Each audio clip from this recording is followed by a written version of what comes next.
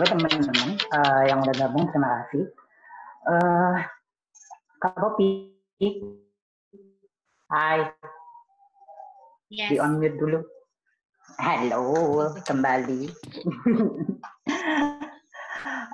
Oke, terima kasih teman-teman yang udah join untuk di sesi Ruang Berbagi episode 27 bersama Kak Popi yang sudah melalang buana.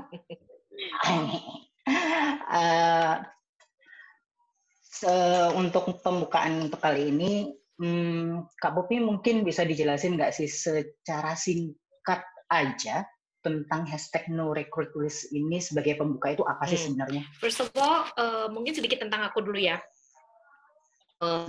Boleh. Saya Popi, terima kasih semua yang udah join di sini. Biasanya saya dipanggil K-pop, jadi biar sampai di kadang-kadang ada yang manggil K-pop gitu ya, gitu berdasarkan drama Korea ini ya.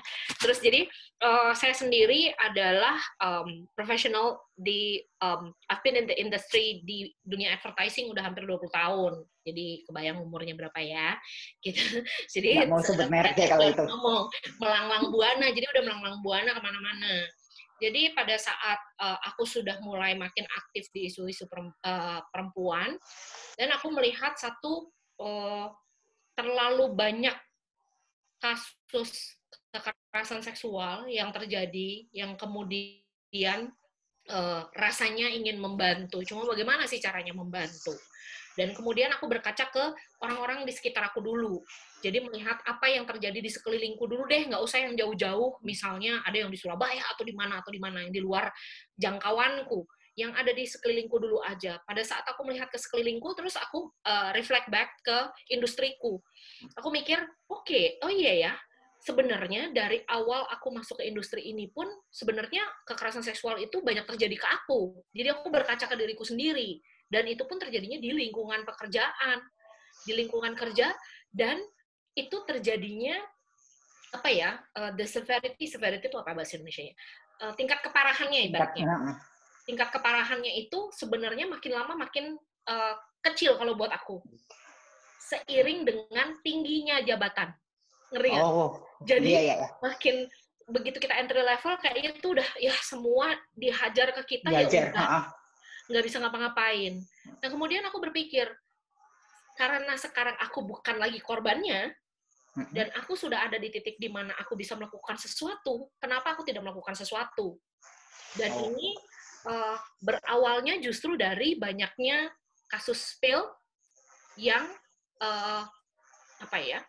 yang pelakunya adalah anak-anak yang sebenarnya anak-anak kuliahan. Seolah-olah mereka ini tidak berpikir, misalnya nih ya, mereka berpikir kalau karena mereka adalah anggota organisasi tertentu, atau misalnya mereka melakukan sesuatu untuk kampusnya sehingga mereka terkenal di kampusnya, membuat mereka bulletproof, nggak bisa dipenetrasi gitu, ngerti nggak sih? Gitu. Jadi, wah, sakti banget. Tanpa mereka berpikir, setelah itu kan mereka harus ke lingkungan kerja. Bayangkan kalau misalnya mereka belum ibaratnya belum jadi apa-apa kan. Pada saat kita kuliah kita bayar. Benar. Pada saat kita bayar kita bisa punya kuasa sebenarnya gitu di kampus kita. Pada saat mereka masuk kerja dan mereka akan merasakan tuh apa rasanya jadi yang di level paling bawah. Kalau misalnya mereka punya privilege, mereka bisa jadi mereka langsung ada di tengah. Bayangkan kalau di kampus saja mereka bisa melakukan itu, lalu apa yang bisa terjadi kalau mereka ada di tengah sini dan mereka punya bawahan? Bisa jadi itu dilakukan juga ke bawahannya mereka. Jadi dari concern kayak gitu, dan aku berpikir, apa ya yang bisa aku lakukan? Dan muncullah pemikiran, oke, gue punya network yang besar di LinkedIn. Dan LinkedIn itu adalah situs network profesional yang menurutku nomor 1 di Indonesia. Jadi orang pada saat melihat profil di LinkedIn, punya profil di LinkedIn dan melihat profilnya bagus dan it's online CV lah ibaratnya. Jadi orang bisa ngecekin kan, oh benar nggak sih Popi kerja di sini? Karena kalau misalnya kamu nggak kerja di situ dan kamu klaim di situ, especially kalau misalnya perusahaannya adalah perusahaan-perusahaan yang bonafit, mereka akan minta kamu untuk take down istilahnya kayak gitu. Dan aku melihat itu opportunity buat aku melakukan sesuatu. Melakukan sesuatunya seperti apa nanti kita jelasin lagi lebih besar. Cuma itu yang aku lihat sebagai opportunity. opportunity Oke. bagaimana aku menggunakan networkku di LinkedIn dan menggunakan reputasiku yang bagus untuk membantu teman-teman di lingkungan kerja, especially untuk melawan kekerasan seksual gitu. Jadi nutshell seperti itulah kira-kira. Pembukanya udah sangat wow. Tidak bisa dibayangkan ya teman-teman. Sebelum untuk lebih jauh lagi, kita punya ini nih, sedikit peraturan main di dalam talk show ini, mini talk show.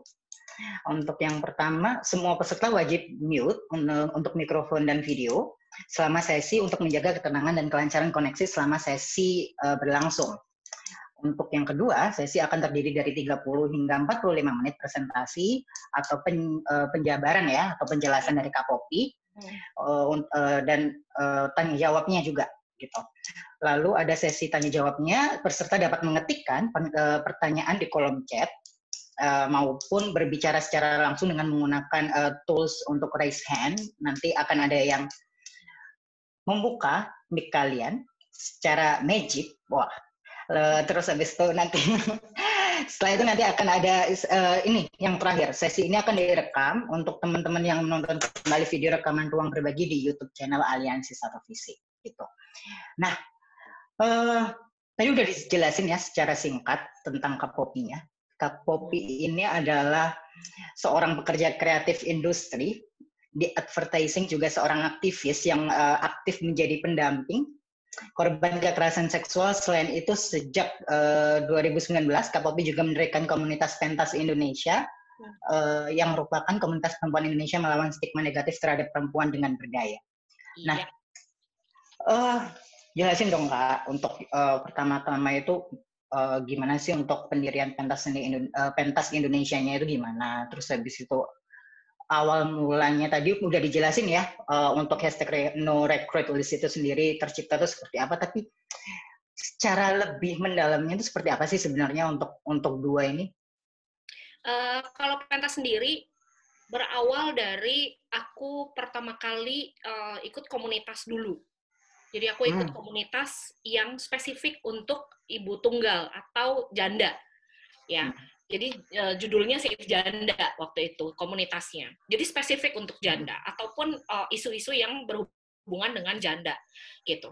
Setelah itu aku berpikir sebenarnya isu perempuan itu bukan hanya stigma itu bukan hanya ada di janda aja, di status janda. Sebenarnya kita jadi perempuan aja udah distigmatize dari kita lahir. Sebenarnya sudah terlalu banyak tuntutan dari society ke perempuan. Dan itu yang membuat banyak perempuan pada akhirnya terjatuh di lubang di mana mereka merasa self-worth-nya rendah, self-esteem-nya nggak ada, seperti itu. Gitu. Sehingga aku merasa, gimana ya caranya kita melawan stigma, tapi kita cuma punya tangan dua nih. Kita nggak mungkin kan nutupin mulut semua orang yang ngomong jelek tentang kita. Benar-benar. Tapi kita punya dua, ini cukup untuk nutup telinga kita sendiri. Jadi itu yang kita coba untuk lakukan di pentas. Jadi kita nggak ngomongin soal apa yang orang bicarakan tentang kita, tapi kita memperbaiki definisi kita terhadap kita sendiri. Kalau misalnya nih, contoh mudah. Contoh. Bagaimana cara aku memperkenalkan diri ke kamu misalnya? Oke. Hai Yoni, aku Poppy, aku seorang janda, suamiku meninggalkan aku dan anakku dan anak laki-lakiku 5 tahun yang lalu, dan sekarang aku harus ngurusin semuanya sendiri. It's sad, right? Yeah. Kayaknya yang, kasihan banget Mbak Poppy janda, ditinggal suaminya, diselingkuhin, dan semua jadinya mengarah ke Poppy korban ya, kasihan. Namun kalau aku memperkenalkan diri aku sebagai, hai Yoni, saya Poppy, saya seorang ibu tunggal, saya adalah ibu kepala keluarga, dan saya punya anak umur 9 tahun, dan sekarang saya bekerja sebagai ini. It's different. Yeah. Right? Apa yang kita pilih, kata-kata yang kita pilih untuk mendefinisikan kita, itu yang akan membuat kita bisa melawan stigma. Jadi gue nggak peduli definisi apa yang kamu berikan ke aku, yang penting adalah bagaimana aku mendefinisikan diriku. Jadi itu yang aku coba untuk dengan berdaya. Karena daya itu sebenarnya ada di kita. Tidak diberikan oleh orang ke kita, tapi adanya di kita. Cuma kita kalau aku bilangnya kunci kebahagiaan adanya di kamu. Kalau kamu belum nemuin, itu bukan berarti nggak ada di kamu, tapi ketelingsut aja kuncinya. Kamu cuma tinggal cari. Ibaratnya gitulah, kayak kita taruh di dalam tas, terus kita bingung sendiri. Di mana ya? Ada, tapi kita belum nemu aja. Gitu. Jadi itu yang kita coba untuk bantu ke teman-teman yang jadi yang ada di komunitas pentas. Pentas sendiri sebenarnya bukan komunitas-komunitas yang seperti apa, tapi lebih ke support group. Karena kadang kita butuh orang lain untuk kasih tahu ke kita kalau kita punya. Kalau kita punya benar-benar power itu. Kadang kita sendiri tidak bisa melihat itu. Ya. Yeah. Aduh, tapi aku kalau ditinggal begini, nanti aku nggak bisa begini. Kalau kita, kemudian kita kasih view dari orang luar yang melihat ke dalam. Dan baru yang, oh iya juga ya. Gue kan begini, gue kan begini, gue kan begini. Nah, itu yang kita maksud dengan melawan stigma dengan berdaya. Jadi ada support sistemnya juga kali ya. Iya, ada support system, dan kamu sendiri bisa jadi orang yang paling bisa kamu andalkan. Kamu sendiri, gitu. Karena bisa jadi kalau misalnya aku mengandalkan kamu, punya waktunya kamu, pasti ada momen-momen di mana kamu harus memikirkan diri kamu sendiri juga. Right? Gitu. Jadi aku nggak bisa yang 100% mengandalkan kamu. Itu untuk pentas. Dan sejauh ini, anggotanya pentas sendiri dan support grupnya itu ada sekitar 120 sekian orang. Dan buatku itu sudah banyak banget. Udah banyak lah. Yes, udah banyak banget. Karena buat aku bikin komunitas itu bukan masalah anggota komunitasnya bisa ada puluhan ribu, tapi apa yang bisa kita value-nya apaan tuh? Apa yang bisa kita berikan untuk mereka? Bagaimana mereka merasa kalau mereka ada mereka disupport sama kita? Sesimpel itu. Gitu. Jadi itu kalau untuk pentasnya sendiri. Kalau untuk no recruit-nya, harapan aku untuk no recruit ini adalah kita bisa bergerak sama-sama untuk membatasi ruang gerak para pelaku kekerasan seksual. Berawal dari situ. Kita batasi, bukan matiin rezeki. Kan kadang-kadang orang berpikir nih, wah, iya benar-benar. Misalnya begini nanti gue matiin rezeki orang, gue dosa. Bukan itu sebenarnya. Kayak malah jadi beban moral sendiri. Correct. Dan itu pun kita sampaikan ke orang-orang ini, gitu, ke orang-orang yang melaporkan, atau misalnya kita mengedukasi dengan cara kita paham dulu accountability dan responsibility. Kalau aku nampar orang, ada kemungkinan orang ini nampar balik. Atau ada kemungkinan orang ini melawan. Ada konsekuensi yang harus ditanggung oleh pelaku. Konsekuensinya apa? Bisa beragam. Ada yang pada saat pelaku melakukan kekerasan, kemudian dilaporkan. Ada yang pelaku melakukan kekerasan, kemudian diadukan. Ada dua berbeda nih ya, antara pelaporan sama pengaduan. Jadi, banyak teman-teman juga yang tidak paham bedanya. Kalau kita mengadu ke LBH, bukan berarti kita melaporkan. Kalau melaporkan itu ke pihak berwajib. Iya, jadi kalau misalnya baru ngomong ke aku di no recruit, itu artinya pengaduan, bukan pelaporan. Gitu. Jadi itu pun aku sendiri saat kemarin-kemarin ini masih belum mengerti bedanya. Sampai kemudian ngobrolan sama teman-teman di LBH Apik. Oh, itu bedanya antara pengaduan dan pelaporan. Gitu. Jadi pada saat mengadu pun sebenarnya berharapnya dengan no recruit list ini teman-teman jadi punya alternatif lain lah. Alternatif untuk mengadukan kejadian yang tidak menyenangkan ini dan atau kejadian yang traumatis ini ke teman-teman gitu. Kalau buat aku. Nah, waduh, dari pembukaan sampai ke sini, waduh, sudah sangat mendalam sekali sepertinya. Nah, tapi untuk teman-teman diingetin lagi ya, kalau misalnya mau tanya atau lain sebagainya, langsung ketik aja di kolom komentar, nanti bakal dibacain langsung dan langsung dijawab sama Kak Poppy ya. Nah, gini, tadi belum sempat dijelasin sih, ini sebenarnya siapa aja penggagasnya? Jadi kalau misalnya ngomongin soal inisiatornya aku sendiri. Kenapa? Karena orang iklan ya, jadi harus tried and tested dulu. Aku harus ngetes pasar dulu. Apakah orang-orang ini paham intensiku pada saat membuat no recruit list. Setelah itu mulai overwhelmed karena laporan banyak yang masuk. Begitu laporan banyak yang masuk kan aku harus perhatikan satu persatu. Pada saat udah seperti itu, beruntungnya adalah aku ada di satu jaringan komunitas perempuan yang isinya bukan hanya komunitas saja, tapi teman-teman yang memang terbiasa menjadi pendamping atau teman-teman yang ada yang punya knowledge tentang hukum misalnya, sehingga pada saat aku menginisiasi ini, aku sampaikan dulu ke teman-teman. Teman-teman, aku minta saran atau misalnya masukan kalau misalnya aku mau menginisiasi satu seperti ini. Kenapa? Supaya satu, orang-orang yang mengadukan ke aku merasa aman dengan data mereka, data yang mereka sampaikan. Yang kedua, mereka tidak berpikir kalau aku akan menyalahgunakan data itu untuk satu hal yang pada akhirnya merugikan mereka. Jadi aku harus berhati-hati banget pada saat pertama kali aku keluarin formnya pun, aku hati-hati banget supaya kemungkinan-kemungkinan terburuk itu tidak akan terjadi gitu. Jadi satu, inisiatornya aku. Yang kedua, puji Tuhan sejak bulan lalu udah punya tim. Dan timnya ini luar biasanya adalah mereka volunteer. Mereka volunteer dengan aku bertanya, apakah ada yang bersedia untuk membantuku? Karena aku sendiri overwhelmed dan kadang tahu kan ya, there's a psychological fatigue gitu. Lelah pada saat mengurus sesuatu yang atau membaca kronologi gitu yang membuat kita drop banget gitu karena so it's draining. Kayak ada emosionalnya. Gitu. Jadi aku waktu itu udah drain banget dan aku bilang ke teman-teman aku drain banget nih. Jadi aku pernah posting nih di LinkedIn. Memang aku targetnya di LinkedIn kan, karena it's a social network tapi for professionals gitu. Jadi aku tuliskan adalah No Recruit List ini bukan kami inisiasi untuk merusak masa depan pelaku sebagai bentuk pertanggungjawaban mereka terhadap trauma psikologis yang mereka sebabkan. Jadi itu cara aku untuk mengedukasi. Kalau pelecehan atau kekerasan seksual yang dilakukan oleh seseorang itu bisa menorehkan trauma yang berkepanjangan kepada korbannya. Dan yang kedua, aku tuliskan, gerakan kami inisiasi bukan untuk mematikan rezeki orang sebagai bentuk pertanggungjawaban mereka terhadap disabilitas pekerjaan yang mereka sebabkan. Karena banyak korban kekerasan seksual yang pada akhirnya sampai nggak bisa kerja. Kayak takut masuk ke kantor lagi, nanti akan terjadi lagi seperti ini. Nanti kalau aku pindah lagi, kan itu menyebabkan disabilitas, kan? Membuat mereka jadi nggak bisa bekerja, atau membuat mereka jadi nggak bisa bekerja dengan baik, karena merasa terancam di dalam lingkungan pekerjaannya.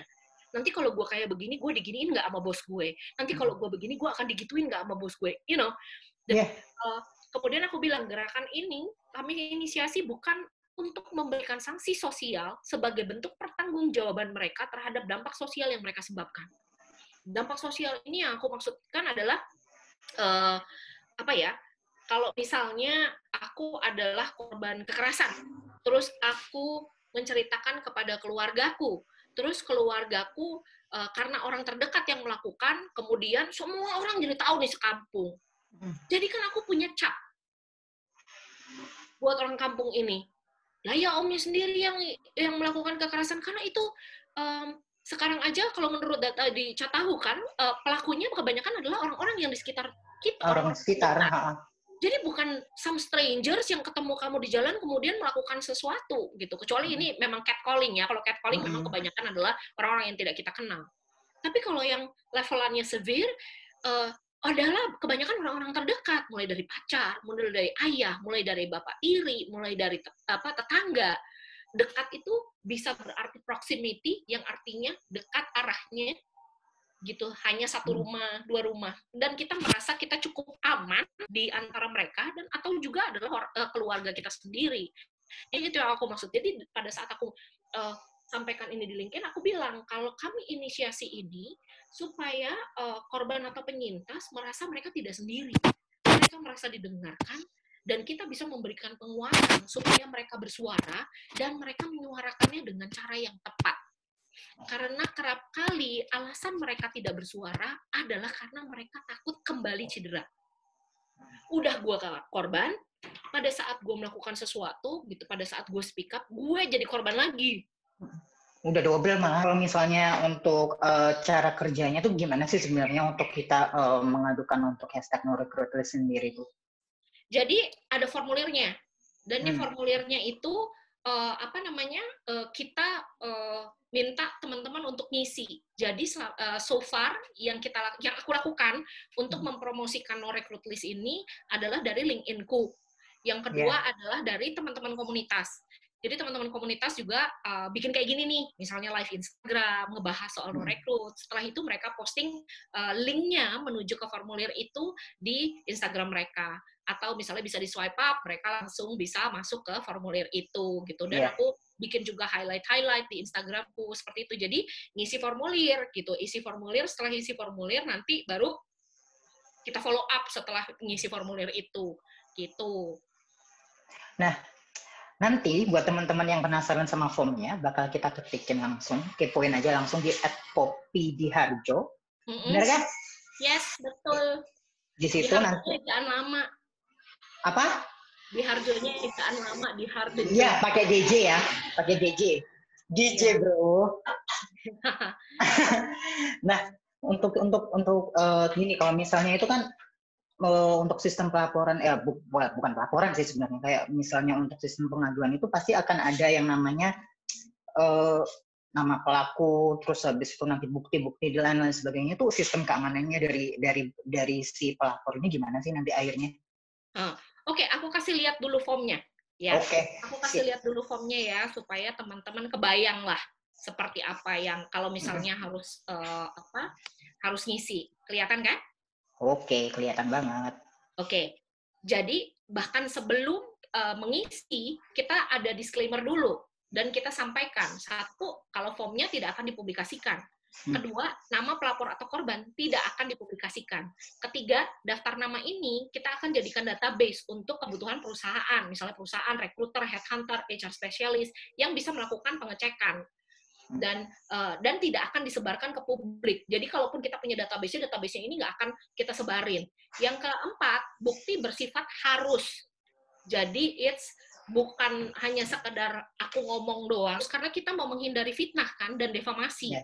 Nanti berpikirnya pada saat kita melakukan sesuatu, kemudian dia akan kekeh-kekehan tuh, gitu. Mana buktinya? Siapa korbannya? Bla bla bla bla bla, kayak gitulah. Jadi kita berharap kalau bukti ini sifatnya harus. Dan setiap kali ada yang ngisi form, data akan langsung diunduh terus dihapus. Jadi kalau misalnya ngelihat responses di sini nih, itu kosong. Bukan karena nggak ada yang lapor, tapi karena aku selalu download langsung hapus. Jadi nggak ada chance. Nggak ada nimbun-nimbunan gitu ya? Iya, jadi nggak bisa dihack gitu loh ibaratnya. Nanti kalau misalnya gue ambil alih ininya gimana gitu, nggak ada. Jadi kalau misalnya ngelihat responsesnya setiap hari pasti kosong. Karena itu langsung aku download, delete. Gitu. Jadi udah langsung dipindahin ke satu space di mana yang aman gitu. Terus kemudian ada data pelapor. Jadi data pelapor ini pun kita sampaikan lagi. Data pelapor ini dibutuhkan untuk memastikan bahwa kami bisa melakukan klarifikasi jika dibutuhkan dan jika ada bukti yang dirasa kurang. Jadi kalau misalnya melapor tapi nggak ngisi nomor kontak, alamat email, agak susah juga kan?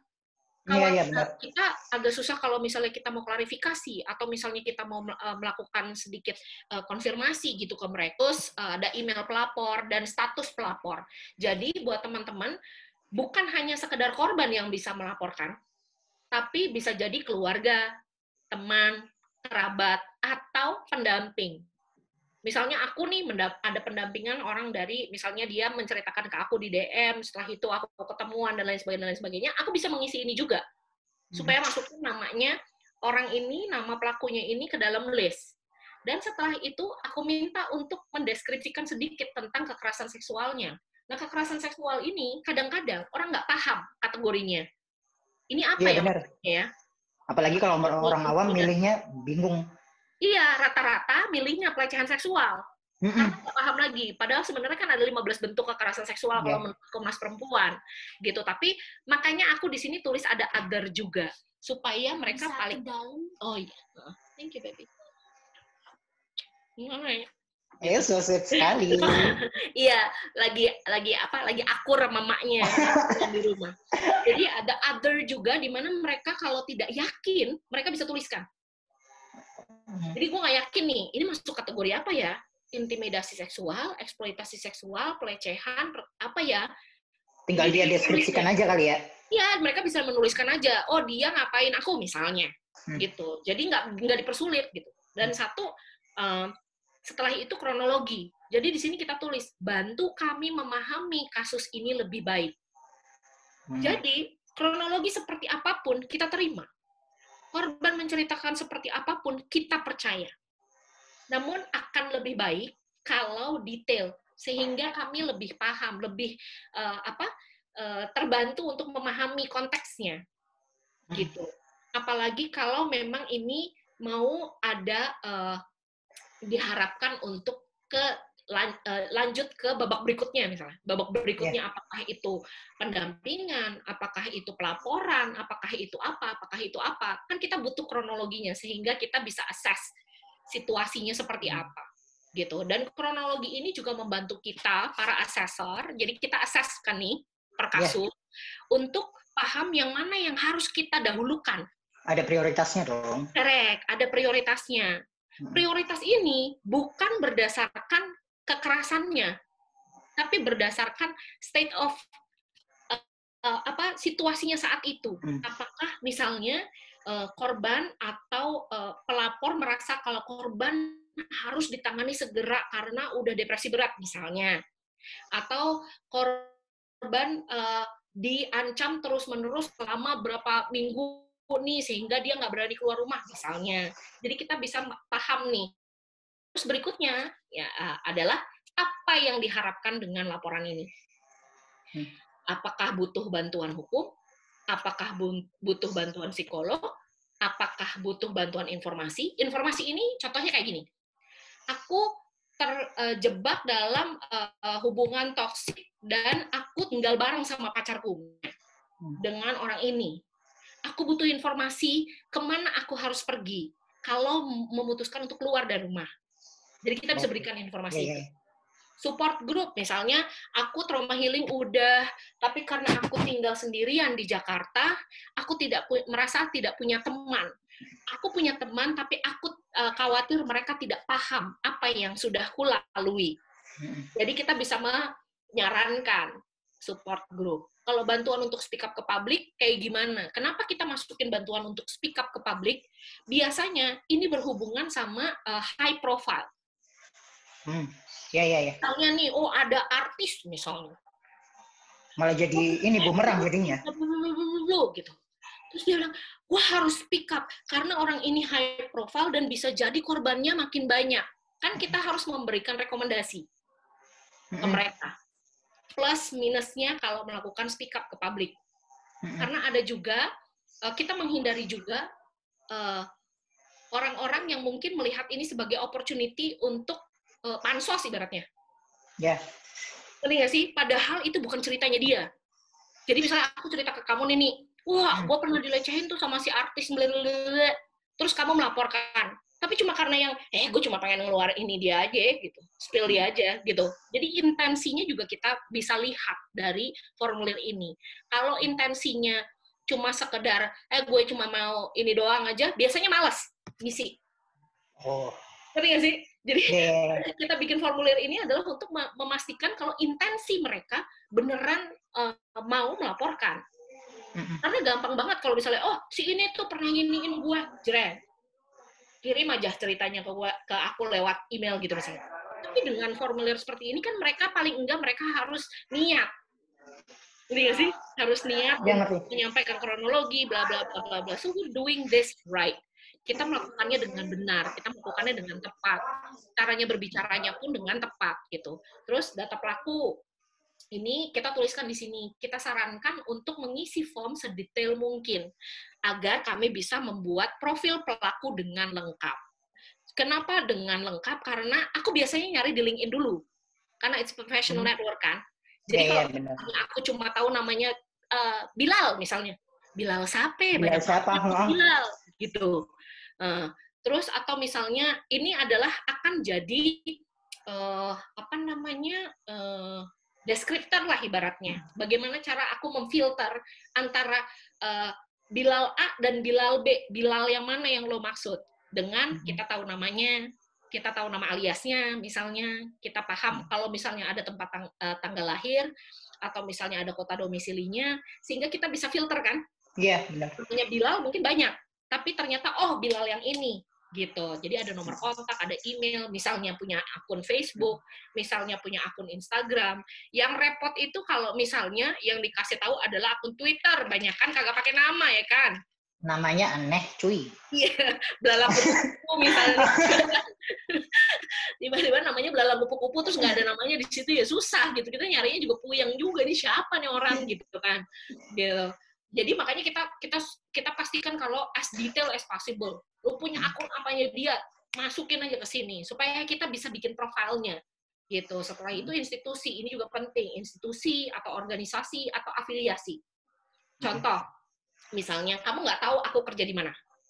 Iya. Kamu tahu kalau aku adalah anggota dari salah satu redaksi Perempuan Berkisah. Dan aku punya komunitas perempuan tanpa stigma. Jadi kamu tahu bagaimana cara mencariku. Coba tanya orang-orang di Perempuan Berkisah, dia tahu nggak ya namanya Poppy itu siapa? Jadi kemudian Perempuan Berkisah akan bilang, oh iya benar, Poppy itu memang salah satu redaksi kami. Jadi setidaknya kita bisa nge-track orang ini di mana. Jadi kalau misalnya nggak ada ini kan puyeng juga nih nyarinya, gimana cara nyarinya, gimana cara bantunya, gitu. Dan ada informasi pendukung lainnya. Nah, selebihnya adalah foto pelaku, penting. Again, kayak aku bilang, nama Bilal bisa jadi nama Bilal ada 10 orang namanya Bilal se-Jakarta. Tapi kita punya fotonya, paling nggak kita tahu, bukan yang ini, bukan yang ini, bukan yang ini. Bisa filter kan? Terus bukti. Bukti ini pun sebenarnya aku settingnya adalah supaya bisa menerima segala jenis file. Video bisa, suara bisa, foto bisa, apapun, Word file bisa, PDF bisa, segala macam. Kenapa? Karena bisa jadi teman-teman misalnya punya hasil visum, itu di-scan, dikirimkan bisa. Atau misalnya teman-teman punya rekaman perbincangan di telepon, gitu. Itu bisa rekamannya bisa dikirimkan. Atau misalnya apalagi lah gitu, atau dokumen pendukung lainnya yang berhubungan dengan pelaku gitu yang bisa kita kirimkan gitu, yang bisa dikirimkan sama teman-teman itu bisa juga. Nah, kenapa timku yang sekarang yang ngebantuin untuk no recruit list itu aku percaya banget kalau pada saat mereka jadi volunteer adalah mereka ini punya komunitas. Jadi teman-teman ini datangnya dari ada yang dari Samahita, ada yang dari You Are Us ID, ada yang dari Derkat Caller, ada yang dari ada community-community yang memang sudah terbiasa ngurusin seperti ini, gitu. LBH Apik saat ini memang hanya jadi counselor lah. Pada saat kita ada kasus yang membutuhkan bantuan hukum. Jadi kita biasanya nanya ke teman-teman Apik gitu, kalau misalnya LBH yang di sini, yang di kota ini, yang paham mengenai ini, kemana ya? Jadi kita minta referensi ke mereka. Dan kalaupun misalnya ada kasus yang memang membutuhkan bantuan hukum, kita, of course, karena kita dalam satu jaringan dengan LBH Apik, kita langsung panggil tuh teman-teman di LBH Apik, boleh nggak minta rekomendasi misalnya, atau minta sesuatu lah yang lebih jelas dari LBH Apik mengenai kasus itu. Dan ada beberapa juga yang sebenarnya udah dilaporkan ke Women Crisis Center. Jadi ada Women Crisis Center juga yang kayak misalnya Rifka Anissa, kayak gitu kan kita satu jaringan. Jadi kita bisa ngecek juga, bisa cross-check juga. Benar nggak sih ada seorang Poppy yang sudah mengadukan ini ke Rifka Anissa? Jadi gampang karena kita di dalam jaringan kan? Gitu. Jadi pada saat kita pengecekan pun untuk menghindari ini cuma sekedar fitnah, katanya udah dilaporin misalnya ke Rifka Anissa. Kita cek ke Rifka Anissa ternyata nggak ada. Atau misalnya dia bilang, gue udah laporin ke LBH Apik, ya siapa yang lo laporin di LBH Apik itu siapa? Bukan berarti kita tidak percaya sama korban, bukan. Namun justru itu cara kita untuk melindungi korban dengan menjaga kredibilitasnya. Ngerti nggak? Jadi kalau misalnya spill di Twitter, itu kan gampang banget sebenarnya. Woi, Poppy, lu udah ngapain keponakan gue misalnya, bla bla bla bla bla. Wah, terus sejagat Twitter ribut ya kan? Twitter ribut nih. Wah, ini parah banget. Lu begini, begitu, lu begini, begitu. Belum lagi korbannya disikat nih. Ya lu perempuan ya, makanya lu perempuan jangan begini. Makanya lu kayak begitu. Makanya lu, Jadi ribut sendiri kan netizen kan. Hmm. Sementara lupa tuh sama korbannya. Pelakunya aja yang disikat kadang nih. Lupa. Is she okay? Is she safe? How is she? Itu yang kita dahulukan pada saat kita mengakses kasus ini. Lo mikirin pelakunya, tim yang lain mikirin korbannya. Apa yang Jadi dibutuhkan. semuanya dapat dong. Correct. Gitu. Jadi, kalaupun misalnya bersuara, suaranya nggak pakai suara sendiri. Dan bersuaranya pun ke ke orang atau ke level yang tepat sehingga bisa melakukan sesuatu gitu. Nah, kira-kira seperti inilah gitu formnya ya. Kalau misalnya dianggap terlalu ribet, ini bukan kasus yang simple sebenarnya kalau kekerasan seksual. Bukan kasus yang mudah untuk ditangani. Jadi banyak yang selama ini kan kalau misalnya ada kasus kekerasan seksual, banyak yang bilang, ya lapor aja ke polisi, gila. Langsung aja sikat. Gitu kan? Langsung aja, biar polisi atau hakim yang menentukan dia suka atau enggak, capek dah gitu. Ya nggak segampang itu juga kali. Iya, nggak semudah itu gitu sebenarnya ya, Ferguson gitu. Nah, gitu. Kak, untuk sejauh ini tuh berapa banyak sih laporan kayak hasil yang memang udah didapetin sama #NoRecruitlist ini kayak apa? Sampai sejauh ini? Sampai hari ini ada 126 report. 126 report ini setengahnya, jadi sekitar 50-an itu adalah kasus yang kita sudah pernah lihat di digital. Jadi misalnya nih, udah viral banget berarti. Yes, yang udah viral dan buatku sebenarnya ada bagusnya, ada jeleknya. Bagusnya adalah berarti orang-orang ini mulai paham kalau mereka punya satu lagi channel untuk melaporkan atau untuk mengadukan. Gitu. Mereka sudah mulai paham kan? Mereka bisa adukan ke sini dan mereka paham kalau yang mengadukan tidak harus korban. Namun jeleknya adalah karena bukan korban yang yang melaporkan, jadi terlalu banyak terlalu bias, jadinya bias. Jadi banyak yang ini adalah katanya si ini katanya si ini katanya si ini, menurut kalian gitu, jadi terlalu banyak kata. Balik aja terus. Benar, jadi yang kita lakukan dengan laporan seperti itu bukan kita tidak indahkan, tapi kita hanya masukin ke dalam list, watch list namanya. Jadi kalau sampai ada laporan lagi mengenai orang ini, di luar dari kasus yang membuat ini viral, dan kita bisa lakukan sesuatu. Gitu. Atau ada korban, salah satu korbannya aja misalnya ya, yang ikutan lapor di kita, dan kita bisa lakukan sesuatu, kita bisa tanyakan ke dia apa yang dia harapkan gitu pada saat dia mengadukan ke kita gitu. Paling nggak kita bisa melakukan follow up. Dari semua kasus ini, dari 126 laporan ini, yang menurutku satu aja udah banyak. Iyalah, iya benar-benar. Dan aku tuh ngelihatnya gila, ini cuma beberapa bulan aja gitu ya, udah segini banyak.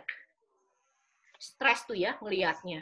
Antara seneng karena orang-orang sudah mulai paham kalau mereka bisa bergerak, mereka bisa bersuara, tapi di sisi lain sedih gitu. Gila sebanyak ini loh. Dan banyaknya itu kan bukan berarti cuman satu pelaku satu korban, bisa jadi satu pelaku 4 korban, 5 korban dan lain sebagainya gitu. Dan itu terjadi di kita. Jadi ada kayak kemarin sempat aku ceritain juga ke kamu, ada satu orang pelaku yang dilaporkan oleh 6 orang yang berbeda, 6 perempuan yang berbeda. Jadi pada saat kita sudah melakukan tindakan dengan reach out ke perusahaan tempat dia bekerja, ada lagi laporan yang masuk, ada lagi laporan yang masuk, ada lagi laporan yang masuk. Jadi itu yang membuat dia jadi masuk ke list merah.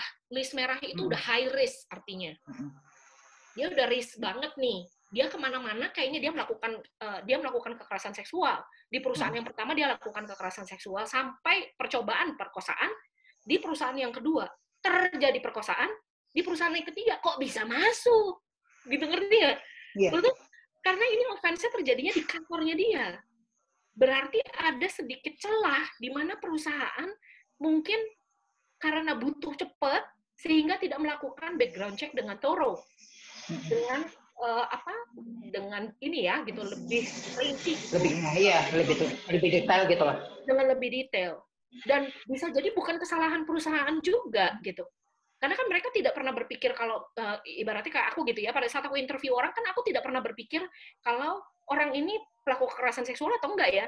Yang aku pikirkan adalah apakah dia capable, apakah dia compatible sama timnya, dan apakah dia dependable. As simple as that. Namun bayangkan kalau misalnya kamu satu kantor dan kemudian orang yang duduk di kubikel depan kamu adalah seorang pemerkosa, tapi dia bagus misalnya kerjaan di kantor, tapi gitu. Lu jadi berpikir kan, apakah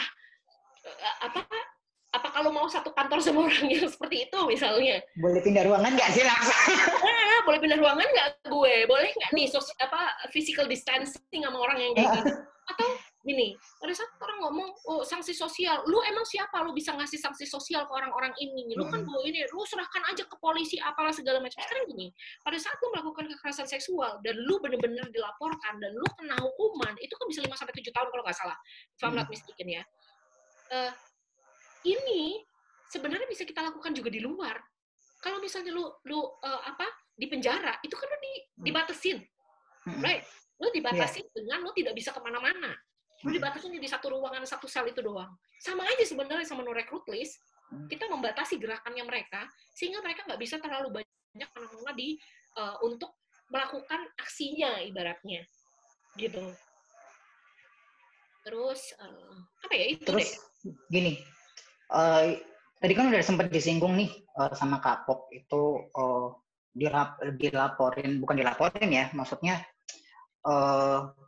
ada connecting lah sama si perusahaan. Nah, sampai sejauh ini tuh perusahaan apa aja sih sebenarnya yang udah Kak Pop ajak ngobrol gitu? Gini, kita ini sekarang sudah kemana-mana ke segala macam perusahaan, mulai dari BUMN yang kita juga tidak kira kalau mereka merespon dengan baik, karena kita pikir, nggak tahu ya, mungkin berawal dari ketidakpercayaan kita kepada para BUMN kali ya, kita sendiri bias gitu. Mohon maaf ya, sendiri kadang suka bias karena pengalaman kita sebelumnya, bukan karena kita memang prejudice gitu, karena ada beberapa pengalaman yang tidak mengenakan sehingga kita jadi bias. Satu BUMN, mulai dari startup juga ada, dari advertising agency ada. Oh, itu lebih gampang kalau advertising agency karena aku networknya lingkupnya langsung advertising. Terus perusahaan internet yang salah satu yang terbesar di Indonesia. Terus kemudian ada juga yang terakhir LSM gitu. Jadi all kinds of company sudah pernah kita reach out gitu. Dan kayak aku sebutkan juga di beberapa kesempatan pada saat aku membahas soal no recruit ini, 100% dari perusahaan itu merespon dengan baik. So that's a good sign, guys. Gitu. Dan it's exciting buatku gitu. Di satu sisi again sedih, ya ada secerca harapan gitu loh. Ketika sih kalau kita bisa benar-benar bergerak bersama untuk melawan ini dengan cara yang lebih aman buat teman-teman korban atau penyintas. Gitu, dengan dengan melibatkan instansi-instansi yang menurut kita adalah tempat di mana kita seharusnya bisa merasa aman bekerja dan mencari uang ibaratnya gitu. Kalau misalnya kalau kantor itu kan kayak rumah kedua ya, kecuali sekarang work from home ya, semua habis work from home. Tapi kalau kita balik lagi kantor, perjalanan ke kantor kadang-kadang butuh waktu lebih dari 1 jam. Bolak-balik udah bisa 3 jam sendiri. Di kantor 8 jam sampai 9 jam. 9 tambah 3 udah 12 jam sendiri. Udah setengah dari 24 jam itu buat di kantor. Gitu. Jadi tidakkah tidakkah kita ingin supaya kita merasa aman di kantor kita? And as a leader, gitu, kayak aku udah di level leader, aku juga ingin membuat anak-anakku di timku juga merasa nyaman dan aman pada saat mereka di kantor, pada saat mereka bekerja, gitu. Dan kurasa itulah kenapa mereka mendengarkanku. Satu sisi, again, sedih, karena gue harus ada di level ini dulu baru mereka dengerin. Namun, in a way, I have that privilege. Dan that privilege itulah yang aku gunakan untuk menyuarakan apa yang tidak bisa disuarakan oleh teman-teman. Apakah karena mereka ada ketimpangan relasi kuasa gitu? Ya iyalah kapok, gue cuma kacung kampret di kantor. Gimana caranya gue mau protes, ngerti nggak? Iya. Rasa kayak gitu, aku takut nanti malah aku yang dipecat. Gimana dong gitu. Namun dengan aku yang bersuara, dan aku bersuaranya pun bukan dengan suara yang white. Lo tahu nggak di perusahaan lo tuh ada satu orang yang kerjaannya merkosain perempuan? Bukan begitu. Namun dengan memposisikan diri kita sebagai kawan. I'm your friend, I have concern, dan this is my concern. Would you like to hear? Apakah kalian mau mendengarkan? Karena kebetulan, unfortunately, salah satu orang yang mengaku bekerja, jadi mengaku bekerja dulu nih, jadi aku nggak bilang orang yang bekerja, yang mengaku bekerja di perusahaanmu, masuk ke dalam no recruit list kami. Jadi, mereka yang, kepo, aku ingin tahu, gitu ya kan? Jadi, mereka pun jadi pengen tahu. Jadi, di awal aku nggak yang langsung bilang, hey, tahukah kamu, si Oni yang bekerja di perusahaan kamu itu, dia sudah merkosa, enggak. Yang aku lakukan, hai, salam kenal, saya Poppy. Saya adalah begini, begitu, gitu, mengenai no recruit list. Apakah saya mau bertanya, apakah saya bisa diarahkan untuk bicara tentang salah satu orang yang kebetulan masuk ke dalam list kami. Jadi aku nggak langsung minta ngomong, oh gue pengen ngomong sama lo tentang ini, enggak. Yang aku sampaikan adalah minta diarahkan ke orang yang tepat untuk membicarakan ini. Gitu, dan itu 100% dijawab. Tidak ada yang dan semuanya sampai detik pertama sampai sekarang yang dijawab gitu. Nah, Kak, ini sepertinya sudah mulai banyak di kolom komentar. Ada yang private.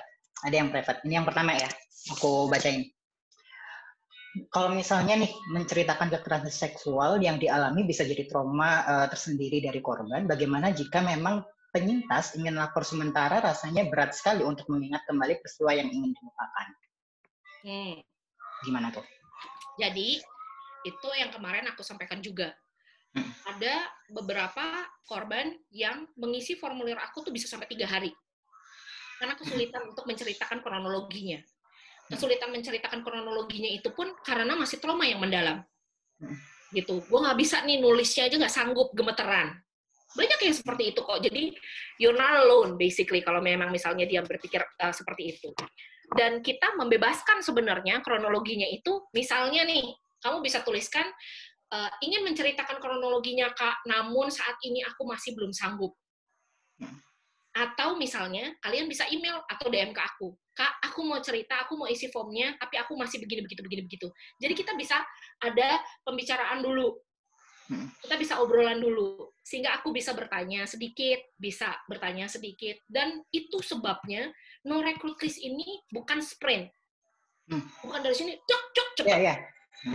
Jadi ini maraton ibaratnya teman-teman. Karena this is personal kan? This is personal experience. Dan perasaanku tidak mungkin sama seperti perasaanmu pada saat kita sama-sama dilecehkan dengan pelecehan yang sama misalnya. Jadi aku tidak bisa menyimpulkan kalau, oh ini pasti rasanya begini nih. Ini pasti rasanya begitu. Jadi every case is special. Setiap kasus itu berbeda, setiap kasus itu punya rasa yang berbeda buat orang-orangnya. Baik dia pelapor, ataukah dia korban, atau dia penyintas. Gitu. Jadi itu yang aku pahami banget gitu, sehingga kalau ada kesulitan itu aku buka dengan email. Jadi aku kasih tahu kalau memang misalnya ada yang kalian tidak jelas atau kalian tidak paham atau kalian bisa email atau kalian bisa DM ke aku lewat Instagram. Kebanyakan DM biasanya. Karena kalau email mungkin karena mereka merasa nanti cepet nggak ya dibalesnya gitu.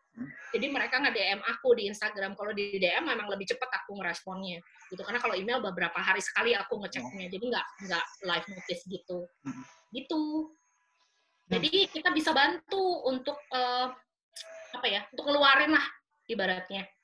Apapun pokoknya yang lo tulis, apapun yang di-upload juga bakal dibantu kayak kan? Iya, bakal diterima kok. Bakal diterima. Tapi memang kayak aku bilang tadi, prosesnya bukan sprint. Iya. Jadi misalnya kamu lapor hari ini, terus hari itu juga aku akan follow up dan lain sebagainya. Iya. Satu, bukan karena kita tidak peduli, tapi unfortunately kita masih ada pekerjaan lain juga yang kita punya tanggung jawab lain, gitu. Jadi kita memang sisihkan waktu setiap ininya gitu, setiap minggunya kita sisihkan waktu untuk kita diskusiin soal ini gitu. Dan kalau memang kasusnya ada yang DM ke aku juga gitu dan bilang, Kak, aku minta tolong banget gitu, ini urgent, dan I would do it in a heartbeat gitu. Aku biasanya utamakan, tapi utamakan untuk aku memahami dulu, bukan utamakan untuk langsung ditangani, tapi aku utamakan untuk aku pahami lebih lanjut gitu. Nih, ada yang kedua nih dari Kak Karen, itu bilang, terima kasih atas inisiatifnya. Mau tanya nih, apakah perusahaan mendengar laporan kapok karena reputasi dari kakak yang baik? Itu apakah ya? Yang kedua, apakah kalau hanya staf biasa, perusahaan bisa jadi tidak peduli? Kalau jawaban yang jujur, iya. Kalau jawabannya menyenangkan, oh tentu bisa jadi kalau kamu ceritakan, tapi tugasku di sini adalah untuk memberitahukan kemungkinan terburuk. Bisa jadi pada saat kamu hanya staf biasa, kamu tidak akan didengarkan. Bukan karena mereka tidak mau mendengarkan, tapi karena sudah dibiasakan. Ngerti nggak sih? Yeah. Kalau misalnya bercandaan seksis, udah dianggap biasa di kantor, lu akan dianggap lebay. Serius. Ya lebay banget, lu baper, sialan, gitu biasanya gitu ya. Lu baper banget, anjir, gitu. Sehingga tidak didengarkan. Tapi makin lama kan itu membuat, ibaratnya kalau kita diginin terus aja, kan panas lama-lama ini kita. Iya, benar-benar. Either kita akhirnya meledak, atau kita akhirnya menjauh. Dan menjauh itu yang pada akhirnya membuat sebagai pilihan yang aman buat teman-teman. Mending gue resign. Dan as much as I hate to say this, my level itu jadi privilege buat aku. Untuk mereka lebih mendengarkan. Gitu. Dan my level dan my reputation itu jadi privilege juga untuk mereka merasa kalau laporannya lebih kredibel. It sucks, I know, I'm sorry, gitu. Sucks gitu kadang gitu ya, kalau misalnya anak internnya ngomong sama gue yang ngomong, ya beda cara penanganannya. Namun, itu juga yang bagus untuk kita jadikan advantage buat kita. Ngerti nggak? Take advantage of me, nggak apa-apa. Lu gunakan aja gue, gitu. Jadi bumper di depan, gitu. I'm okay with that. Tapi memang intensi kita yang harus kita jelas dari awal. Intensi kita bukan untuk menyerang. Intensi kita bukan untuk meminta pertanggungjawaban. Intensi kita adalah untuk menyampaikan informasi supaya mereka aware, supaya mereka bisa melakukan sesuatu yang menurut mereka terbaik untuk perusahaan mereka. Karena gini teman-teman, kalau teman-teman ngomong soal HRD gitu ya, kita biasanya kalau ada sesuatu kita laporkan ke HRD. Menurut teman-teman nih, menurut kamu deh nih, tugasnya HRD itu apa nomor satu? Ya untuk manage SDM-nya si perusahaan dong. Terus gimana? Ya untuk jaga nama baik sebenarnya. Correct. Jadi teman-teman, HRD itu tugasnya bukan untuk memastikan tugas utamanya ya, bukan untuk memastikan kesejahteraan karyawan. Tugas nomor satu HRD itu adalah to protect the company from any liability in the future. Yang artinya memprotek perusahaan dari kemungkinan yang bisa serangan dari luar. Jadi disitulah yang kita masuk. Kita bukan mau menyerang kalian, tapi kita mau membuat pertahanan kalian lebih kuat. Ngerti nggak? Jadi mereka ngerasa, oh iya bener, lo lagi ngejagain reputasi perusahaan gue, bener-bener gitu. So we're doing this gracefully, we're doing this smart. Dan yang the best part of it adalah kalian nggak harus urusan sama orang-orang ini. Kalian hanya perlu memastikan kalau kalian cukup nyaman untuk aku melaporkan ke perusahaan gitu. Dan kalau teman-teman perhatikan dari tadi gitu ya, kenapa aku lancar banget ngomong? Aku orang komunikasi. Jadi ya sebelum disampaikan ya dari tadi. Komunikasi. Jadi aku sangat percaya apa yang disampaikan itu tidak lebih penting dari bagaimana cara kita menyampaikannya. You can tell me the truth, but if you gini deh, aku tuh selalu cerita kalau misalnya, karena aku anak account kan, kalau anak account kan biasa presentasi, apa segala macam gitu ya. Jadi aku selalu bilang sama anak-anakku, convincing lies is so much better than unconvincing truth. It doesn't matter if it's the truth, tapi kalau kamu bilangnya, Kapop, kamu ibu tunggal ya? Iya. Gimana sih? Kok lu ini lu sendiri lu nggak ini? You know? Iya. Ngomong, Kapop, kamu nggak apa ini ya gini ya? Yes. Then it's different. Bagaimana cara menyampaikannya dengan apa yang berusaha untuk disampaikan. Kadang cara kita menyampaikan membuat apa yang kita sampaikan jadi terdengar terlalu intens atau terdengar terlalu merendahkan atau terdengar terlalu terlalu memaksakan. Jadi itu yang aku gunakan, kemampuan aku untuk berkomunikasi dengan baik itu yang aku gunakan sebagai cara aku reach out ke perusahaan. Dan itu sebabnya 100% merespon dengan baik.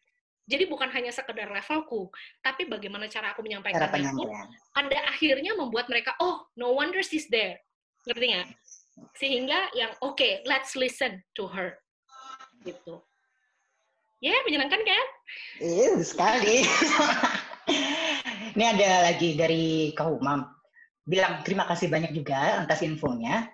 Terus dia juga mau tanya, terkait validitas laporan kan bisa dilaporkan tidak hanya oleh korban aja. Bagaimana dengan peluang munculnya pelaporan kasus berganda dengan korban yang kasus yang sama? Dan biasanya apakah yang konsen antara pelapor dan korban jika bukan korban yang lapor secara langsung? Nah, itu sebabnya kita tanya intentionnya. Jadi kita pastikan intentionnya pada saat kita assessing the case. Misalnya nih, kasusnya, jadi ada satu kasus pemerkosaan. Namun yang melaporkan bukan korban, yang melaporkan adalah pacarnya korban. Jadi bisa tuh. Jadi yang kita lakukan adalah kita follow up laporannya dengan kita hubungi si pelapor dan kita tanyakan pertanyaan yang ini. Jadi it doesn't matter what you want pada saat kamu melaporkan kejadian aku. Tapi yang penting adalah apa yang aku inginkan. Jadi kamu bisa melaporkan, tapi kamu tidak bisa memutuskan. Jadi kita tetap follow up, dan kita follow up-nya dengan nanya, Oni, bisakah aku disambungkan dengan korban? Tetap dengan harus yang bersangkutan dong. Correct. Jadi harus tetap dapat konsen dari korban. Jadi kita tidak bisa serta-merta memfollow up, kemudian kita tanya ke orang yang melaporkan, walaupun yang melaporkan bukan korban. Kecuali kalau memang dia adalah pendamping, misalnya. Jadi dia pendamping, dan pendampingnya misalnya dari LBH Apik gitu misalnya. Dan dari pendampingnya ini berharapnya adalah hanya masukin aja listnya Kapop, supaya Kapop punya listnya, misalnya. Dan itu terjadi, memang ada juga yang seperti itu. Gitu. Jadi tetap keputusan ada di tangan korban. Kita pengennya ngelaporin nih, misalnya, karena ponakan gue gila, ponakan gue dilecehkan, gue emosi kan, gue pengennya dilaporin, gue laporin. Tapi aku harus memastikan kalau korbannya nyaman. Kalau tidak, nanti kasihan korbannya jadi dapat tekanan kan. Dapat pressure lagi. Dan kamu menjadikan dia korban untuk yang kedua kali hanya karena kamu merasa ini harus dilakukan.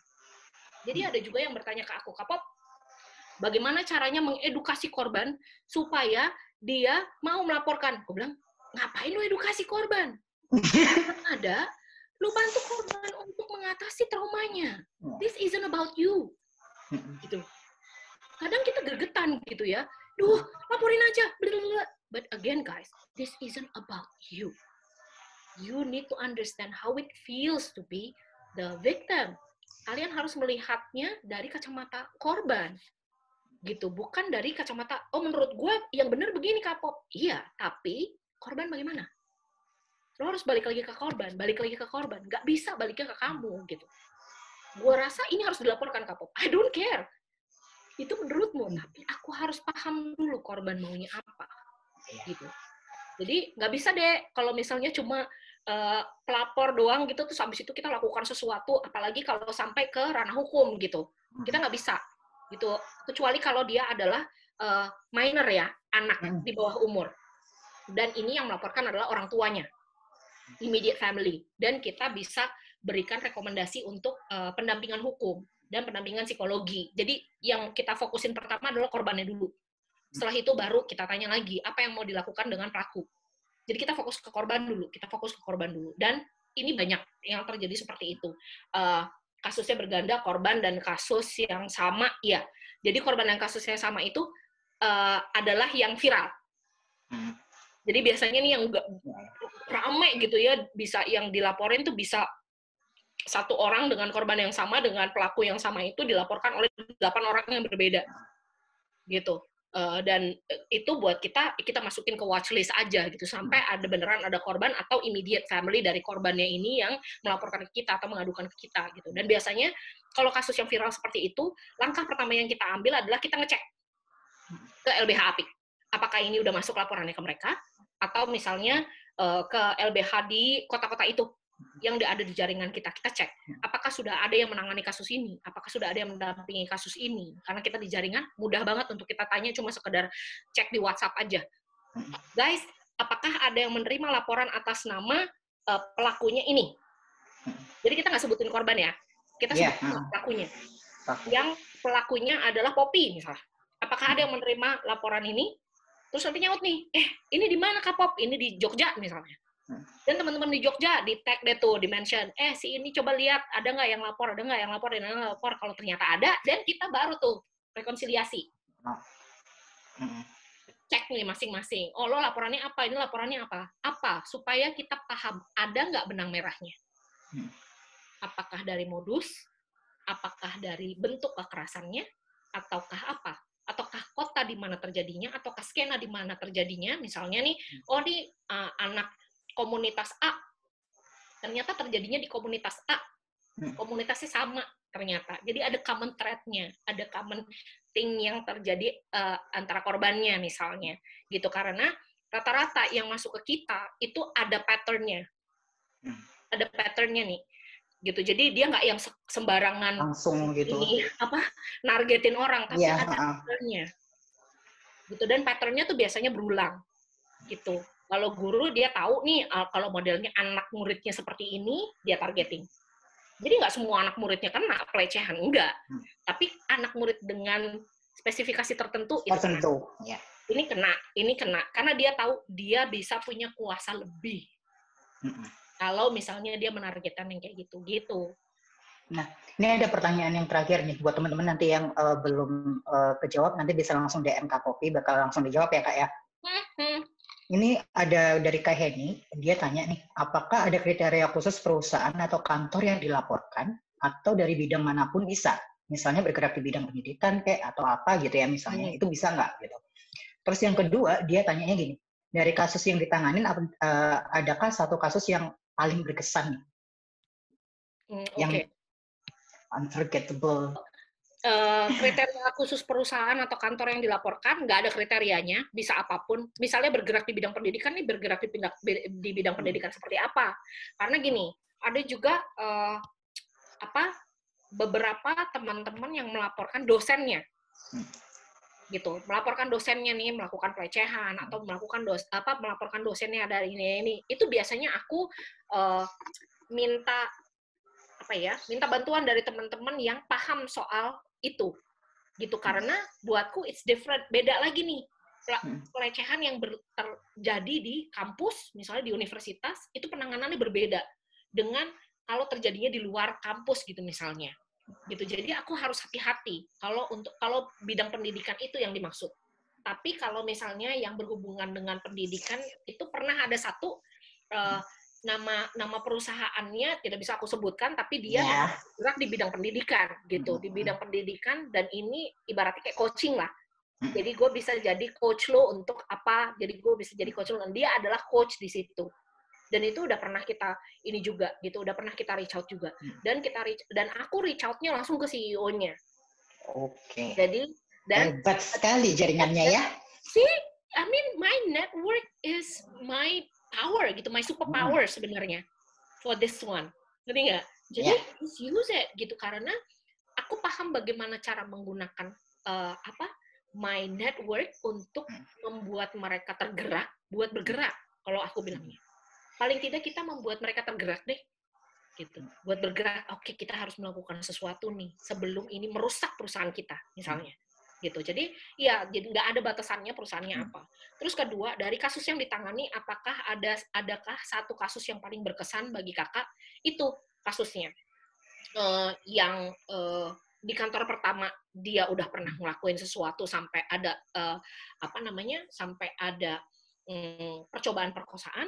Di kantor kedua kejadian dia bisa merkosa orang. Di kantor Bukan pelecehan lagi ya berarti? Bisa masuk nih orang. Dan di industri yang sama. Ngerti nggak? Dan ini di industri LSM loh. Dan di yang ketiga ini dia justru bekerja dengan orang-orang disabilitas yang mungkin dia akan punya ketimpangannya jauh lebih besar lagi. Ketimpangannya jauh lebih besar lagi, gitu.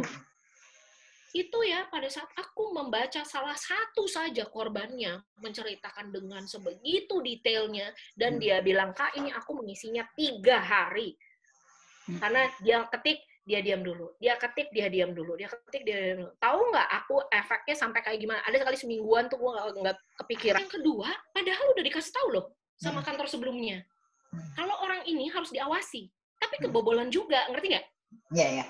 Berarti kan ini udah 2 tempat di mana dia sudah melakukan kekerasan seksual ke orang-orang di sekitarnya di kantor. Jadi kantor yang ketiga mau nggak mau harus mendengarkan kan? Iya. Ini akan terjadi lagi di kantor lo. Kalau lo tidak hati-hati, kalau lo tidak melakukan sesuatu. Dan ini kenapa berkesan karena ini LSM bukan LSM lokal. Ini LSM yang headquarter-nya nggak ada di Indonesia. Hebat. Dan pada saat aku reach out, yang aku reach out adalah orang di headquarter-nya. Gitu. Lewat LinkedIn doang loh. Kalau orang lewat LinkedIn doang gitu. But they get back to me dan mereka langsung appoint 1 orang. Saya appoint si A untuk menginvestigasi ini. Jadi kita berhubungan nih si A ini. Jadi dari orang headquarter-nya dikasih ke orang regional Asia untuk menangani kasus ini dan aku akan follow up besok. Jadi teman-teman ya, satu lagi yang menurut aku adalah privilege-ku adalah karena I speak English very well. So whatever language that you want to talk with me about, then I would be able to read to you, I would be able to write to you in perfect English, dan pada akhirnya orang akan lihat, oh iya benar, tapi levelnya emang di sini, gitu ngerti nggak? Dan the kind of privileges yang aku gunakan untuk membantu teman-teman, sehingga mereka merasa paling nggak ada K-pop, gitu, paling nggak ada K-pop. Paling enggak, kalaupun aku tidak minta ini untuk supaya orang ini dipecat, paling enggak perusahaannya sudah tahu orang seperti apa yang mereka hire. Jadi kebanyakan korban tuh seperti itu. Nih, jadi mereka nggak minta, aku mau supaya perusahaan mecat orang ini, gitu. Padahal sebenarnya bukan itu. Jadi banyak juga korban yang hanya ingin didengarkan, gitu. Jadi aku pernah nerima 1 DM di mana ini adalah penyemangat kecil setiap harinya yang membuat aku jadi merasa okay, I'm doing the right thing. Jadi tulisannya, jadi dia nulis gini, Morning K-pop, I just wanna say thank you buat apapun yang sudah K-pop lakukan selama ini buat perempuan-perempuan di sini. Bahkan mungkin nggak cuma perempuan yang tersadarkan, tapi juga laki-laki. Apapun yang K-pop lakuin benar-benar menginspirasi semua orang, including me. Aku adalah korban dari kekerasan seksual yang masih berusaha untuk bangkit. Dan benar yang K-pop bilang di story, masalah no recruit list. Kami, korban, kadang hanya ingin supaya kejadian serupa tidak terjadi lagi pada perempuan lain. Aku pun nanti ketika sudah siap, sudah benar-benar sembuh dari rasa traumaku, ingin sekali bergerak aktif menyadarkan orang-orang di luar sana tentang seksualitas dan gender. Once again, thanks K-pop, you inspire me so much. Have a nice day, stay healthy. It's, that kind of thing that keeps me going every day. Yang setiap hari tuh ada aja bensinnya untuk kita terus bergerak gitu. Jadi ada semangat sendiri kali ya? Iya, gitu. Gini deh, kasarnya nih ya, I don't get paid for this, Oni. Aku tuh nggak dibayar untuk namun more than that, yang aku dapetin lebih dari itu. Ngerti nggak? Yang aku dapetin adalah bagaimana kalaupun hanya 1 orang yang aku bantu, Satu orang ini pun sudah begitu berharga. Gelasmu sendiri kosong, kamu nggak tahu apa yang harus kamu bagikan gitu. Kamu sendiri belum paham bagaimana cara kamu mengatasi perasaan yang terjadi atau pergolakan yang terjadi di kamu. Jadi fokus di kamu dulu. Tidak bisa melawan bukan berarti kamu pengecut. Itu satu hal yang pasti. Yang kedua, pada saat kamu bisa melawan atau kamu memutuskan untuk melawan, pastikan kalau kalian aman. Keamanan kalian nomor satu. Jadi, pada saat emosi sudah mulai bicara, di saat itulah kita bisa salah langkah. Jadi pastikan kalau kalian tenang. Itu sebabnya kalian harus pikirin diri kalian sendiri dulu. Sehingga kalian bisa berpikir dengan lebih jernih. Yang ketiga, kalian tidak sendirian. Banyak sebenarnya selain no recruit list ini yang bisa membantu kalian. Gitu, ada LBH Apik, kalau misalnya ngomongin KBGO ada SafeNet, kan ada Purple Code, ada segala macam. Kalau kalian butuh support group pun, kalian bisa DM aku. Aku bisa kasih rekomendasi beberapa support group. Walaupun aku punya komunitas sendiri ya, tapi bukan berarti aku, semua harus masuk komunitas gue, it's not that. Gitu, harus menutup itu. Karena kalau komunitas itu kan sebenarnya lebih ke, apa ya, harus satu frekuensi. Kalau nggak satu frekuensi, kamu tidak akan merasakan apa bedanya kamu masuk ke komunitas ini dengan komunitas yang ini. Jadi your vibe creates your tribe kalau aku bilangnya. Jadi vibe kamu itulah yang bisa membuat kamu klik sama komunitas A atau komunitas B atau komunitas C. Pastikan kalau kamu punya support system yang baik. Kalau kalian tidak punya support system yang baik, paling enggak kalian bisa reach out ke aku dan aku bisa rekomendasikan ke kalian support group yang mungkin kalian butuhkan atau misalnya kalian butuh bantuan apapun gitu. Yang keempat adalah kita melakukan ini tidak bisa sendirian. Memang, pada saat kita melawannya kolektif. Gitu. Jadi, suara kalian yang mungkin kalian merasa, suara gue cuma segini doang nih, Kak Pop. Iya, tapi pada saat aku masuk, pada saat Oni masuk, pada saat ini masuk, pada saat ini masuk, semua jadi banyak kan? Gitu. Tapi, pastikan pada saat kalian bicara, kalian tidak akan makin cedera, atau tidak akan makin celaka. Itu sebabnya kita ada di sini. Karena kita ingin memastikan kalau kalian aman, kalau kalian tidak akan kembali terluka, atau jadi cedera, atau jadi apa lagi gitu.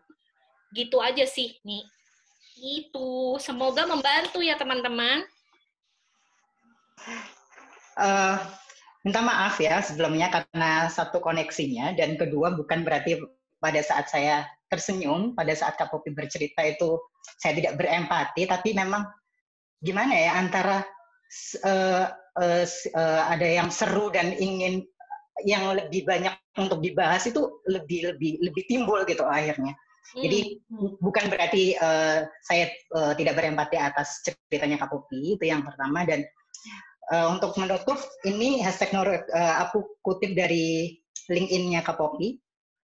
Hashtag #NoRecruitList ini bukan kami inisiasi untuk merusak masa depan sebagai masa depan pelaku sebagai bentuk pertanggungjawaban mereka terhadap trauma psikologis yang mereka sebabkan, dan gerakan ini diinisiasi bukan untuk matiin rezeki orang atas disabilitas pekerjaan yang disebabkan, dan gerakan ini kami inisiasi bukan untuk memberikan sanksi sosial dengan bentuk pertanggungjawaban mereka terhadap dampak sosial yang mereka sebabkan. Jadi ini semua sebagai support system kalian. Nanti bisa untuk informasi lebih lanjut kalian bisa DM ke Kak Poppy. Pasti Kak Poppy, aku yakin lah Kak Poppy bakal sangat welcome sekali terhadap kalian. Yes. Terima kasih untuk Kak Poppy dan semuanya yang sudah menyempatkan waktu. Terima kasih sudah mengundang.